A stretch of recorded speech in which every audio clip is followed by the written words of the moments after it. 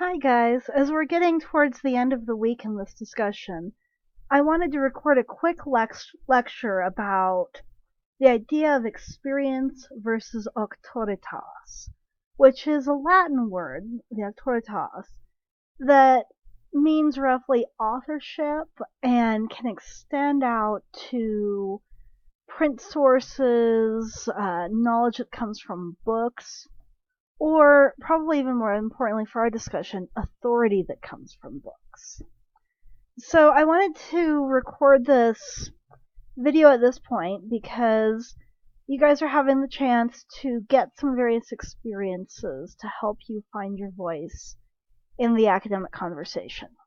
And I think that kind of authority to join the conversation, that kind of right to speak in an academic discussion, is a really good thing to think about in combination with our research skills, especially because very commonly in academic writing, we tend to see research as being kind of the top of your game for sources. But the truth is, when you look at a lot of different kinds of writing, a lot of primary research, that's really how we build ideas and how we keep a conversation fresh. So I want to start out with a story. And we're going to start with this lady here. This is an illustration of the wife of Bath from Chaucer's Canterbury Tales. The wife of Bath is a woman who's been married many times. She's part of a group that are going on pilgrimage to Canterbury to connect with a saint's cult there, the cult of Thomas Becket. So she's off with this group of people. They've all met. They've agreed they're going to go together. And as they're traveling, different people are chatting. They start over time telling stories. At this point, what we're really going to look at is the prologue to her story. And what's really interesting in this prologue is that there's a very, very learned member of the company talking. He's had a bunch of education, he's read a lot of books, and he's talking about marriage. He's telling us, oh, this source says this source says that. I've learned all I need to know from reading. And the wife of Bath cuts in. And she says, experience though non auctorité, wherein this world is rich enough for me, to speak of woe that is in marriage. So what she's saying here, and I know this looks weird, this is Middle English, she's saying experience is enough right for me to talk about marriage. And she establishes here she doesn't have that auctoritas, that authority of the written word behind her. But she talks about her own experience. She talks about actually the physical memory that her body has of different experiences, both good and bad, that have come to her in different marriages.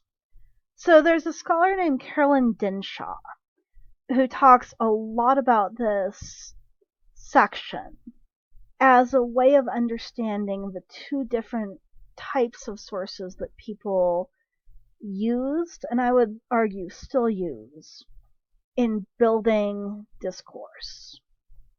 So Dinshaw pulls out the two, auctoritas, the authority based in books or formal teaching. In this case, that would be our secondary research, the library databases, books, reference works, internet sites, all those things that allow us to vicariously understand other people's experiences, their research, and it kind of allows us to call on experts. But of course, like we've just seen, there's the other kind of right to speak, the other kind of experience. So it's a lived learning or understanding. It's the stuff that really makes us able to speak from our own unique perspectives when we get into academic discourse. And part of what this week is really asking you to do is to have a couple kinds of experience. So we're having you conduct that primary research of doing the interview.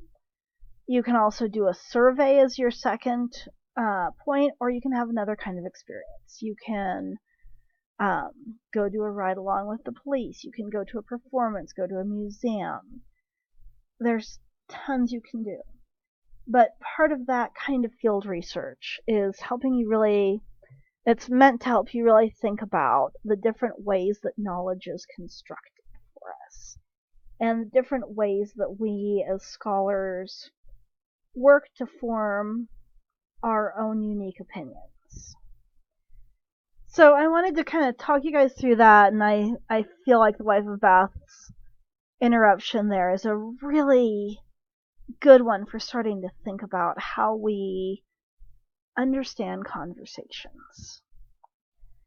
So as you're finishing out the week, I know we're getting more into the comments end of things, but as you're finishing out the week, have a think about how that lived experience that you guys are having right now with your interviews and your other activity is going to play into helping you establish your voice and your place in the conversation that you've joined with your research. Feel free to respond to the post that this video is embedded in, and I look forward to seeing what you guys have done and where you're going with your research. Have a great week.